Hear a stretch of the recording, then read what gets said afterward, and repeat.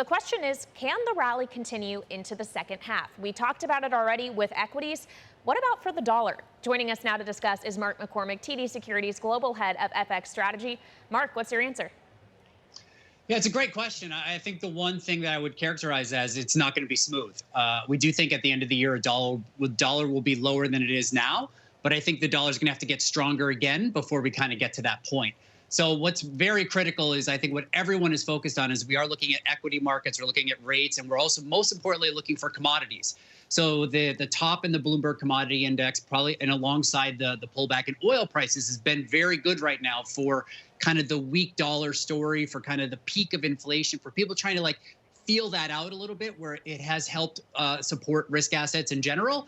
But what we still need is in the next couple of months is we still need higher real rates. We still need a stronger dollar. We're probably have not seen the top in the confirmation that inflation is going to start moving lower. So again, I would characterize it as at the end of the year, yes, risk appetite's better than where we are currently, but we still have probably one more hiccup that's coming through in the next couple of months. Well, Mark, one thing that caught my eye in your note from last week, you talked about an excessive Fed tightening could start to turn on the U.S. dollar. What do you mean by that? Yeah, I think it's very important because I feel like the one conversation that hasn't been discussed a lot is the broad balance of payments and the current account. And for the currencies, it's really the most important aspect. Like what we're all trying to do is look at correlations on a real-time basis and say, how does this impact flows over time? But the U.S. current account deficit is above 4% again. And that is a very, very important threshold. It's not just because it's a level, it's because it's relying on the kindness of strangers, of foreigners to come in and buy U.S. assets. And what's happening right now is as markets have de-risked, you've seen European and international investors essentially pulling out of U.S. equities, but they're not repatriating the capital home. They're leaving in dollar and in cash.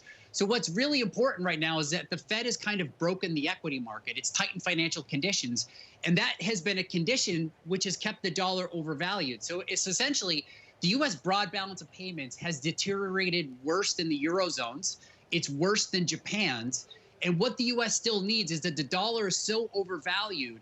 For the dollar to remain, at these levels, it's going to need foreign investment, either in the equity space or the corporate bond space or in the treasury space. And that's where I think the dollar really starts to weaken over the longer term, is there's going to be alternatives to U.S. equities in the next 6 to 12 months.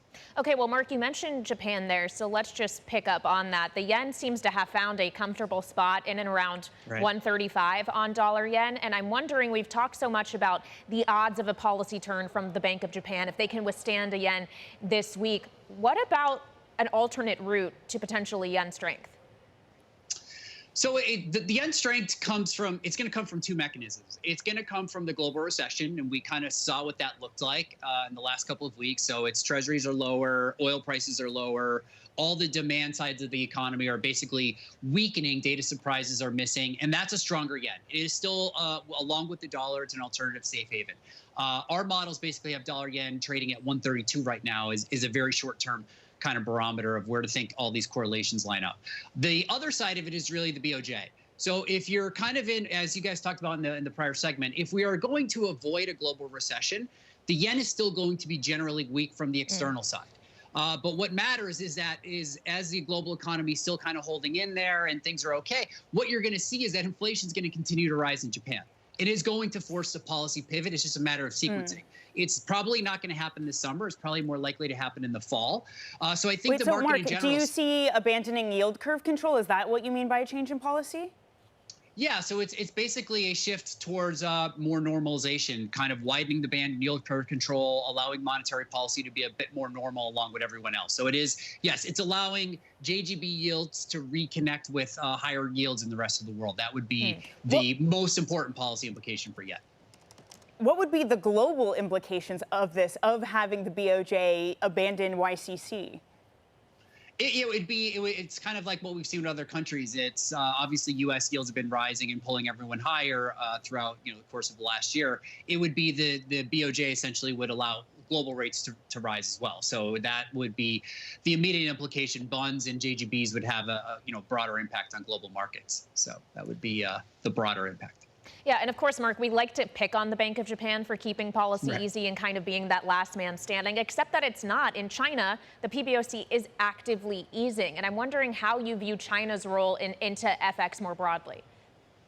Yeah, it's a great point, too, because I think what Japan is focused on to start with is they just think that they have a wider output gap. They're looking at things from a national income perspective, and they think the terms of trade shock has widened the output gap. Again, it doesn't mean that they're not going to move. It's just they're not moving as fast as the market would like. And you can see in the JGB pricing, that's where, we're inevitably going to see a pivot by the BOJ. It's just a matter of timing.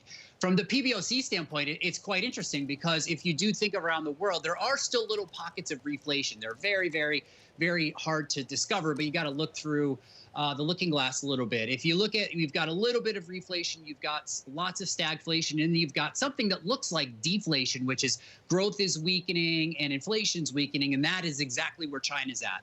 And I think this is what's kind of interesting. If we go into 2023, U.S. may or may not technically be in a recession right now. The Atlanta Fed GDP nowcaster is basically at zero. We're expecting the Eurozone to basically slip into really slow growth mode, potential recession in the second half of this year. But in China, growth is going to be accelerating next year. And the PBOC is easing and credit conditions are easing. So you've got basically a G10 central bank shrinking, but you've got the credit impulse rising in China. And if you look at what is one of the best performing assets over the last 3 months, it's Chinese equities. And again, China's still running a decent current account surplus. So what's interesting is that in the global recession narrative, there are a couple of offsets here, which means the global economy should not go into a recession next year. And I think China is one of the important driving factors. So Asian-linked assets, Asian-linked currencies, those could also all outperform relative to the dollar in the next 6 months.